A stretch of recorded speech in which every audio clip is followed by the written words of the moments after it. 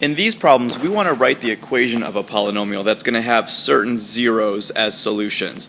So it's actually the exact opposite of what we did when we factored. With factoring, we started with our equation, factored it, and got our solutions. In this one, we're going to start with our solutions and come up with the equation. So the beginning parts of these problems are always just kind of some legal math mumbo jumbo. Don't really worry about it. It doesn't really apply to what we're going to be doing. Be careful about this. Some people see that one and they think of that as another zero, and that's not the case. So just kind of ignore the first part of this. We're just going to kind of deal with it as we go. So the important part is to find out what your roots are, your zeros are going to be. And so there are three of them in this case, which tells us we'll have a third degree polynomial. Remember, the degree is going to be the number of solutions we have. So you have to kind of think backwards. If we had -2 as a solution, what would have been in parentheses in the step before it when we factored? And usually if we look at a couple examples, people can figure out, well, that would have been x plus 2. We had the opposite number in the parentheses. If we had x plus 2 as a factor, then -2 was going to be our solution. And so let's do the same thing with 1. So we'd have x minus 1, and then we want to have x minus 4 to get 4 as an answer. And here's sort of good news, bad news. Good news is that's, technically the answer. That polynomial would have those 3 zeros. The bad news is we don't want to give that as the answer. We actually want to multiply this out. And so these aren't hard problems. These are actually review problems. We've done these a while ago. They're just long problems. And so what I need to do is multiply these 3 things together. And so the way we did it before, let's go ahead and take 2 pieces and multiply them together first. Hopefully you're at the point you can do that in your head. Otherwise, do the box method for that. You can do a 2 by 2 box. I'm just going to do that in my head to save time. That's going to be x squared plus x and then minus 2 when I multiply that. If you need to do that on paper, then go ahead and pause the video and try that yourself to convince yourself that that's right. But then I need to multiply this now by x minus 4. So I have one more step to do. At this point, I will do the box method because I don't want to do that in my head. Let's do a 2 by 3 box to multiply this together. So I've got x and -4. And then x squared and x and -2. And I'm going to go through and multiply every row by every column. And so exponents add together, so x to the third, x squared and -2x. Along the bottom row, I'm going to have -4x squared, -4x, and then +8. And finally, to finish this problem, I'm going to pull everything out of the box and add up all my like terms, putting these in descending order. So x to the third will go first. As predicted, we have a cubic polynomial because we had 3 solutions. My x squared terms add up to -3x squared. Once I simplify, my x terms add up to -6x. And then my constant is +8. Now, I don't want you to forget one minor little detail after doing all that work. Don't forget to put the y equals in front because we are trying to write an equation. So that polynomial is going to be the polynomial that has those 3 solutions. Really easy to check this. Graph that polynomial. Go to your table and check your 3 zeros. Check the x values of -2, 1, and 4 in your table, and you should see those matched up to 0 in the y column.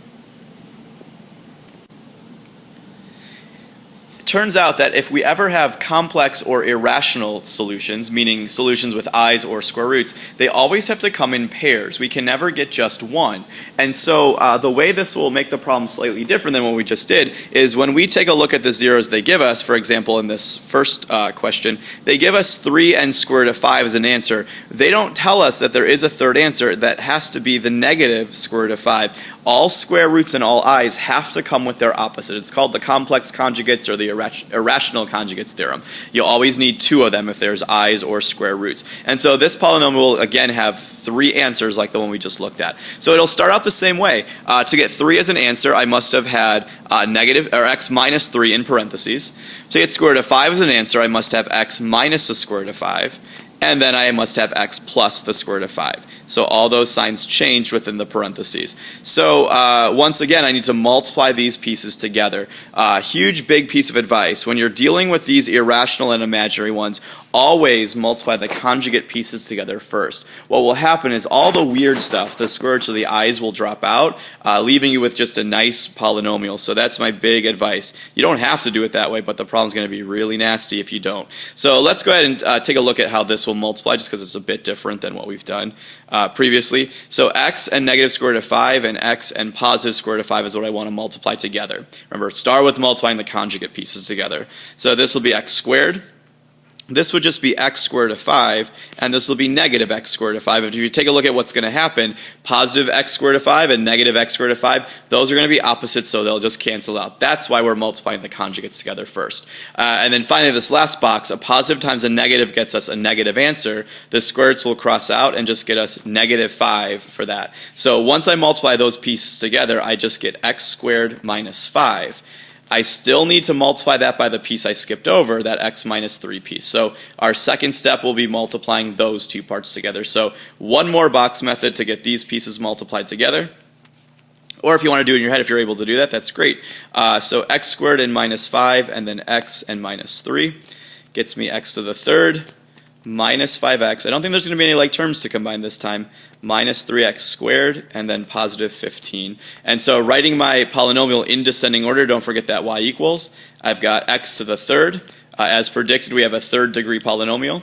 Minus 3x squared, minus 5x, and then plus 15. Once again, if I want to check this, type this polynomial into your y equals like you're going to graph it, and go to your table. As long as your calculator is set up in ask mode, as I showed you in a different video or in class, you can actually type in even the square root of 5 or the negative square root of 5, and you'll get those answers to be zeros. And let's take a look at just one more example. Once again, they've given me two zeros, two roots, 1 and negative 3i. I have to recognize, though, that because I have an I have its opposite as well. So positive 3i must be another 0, even though they don't list it.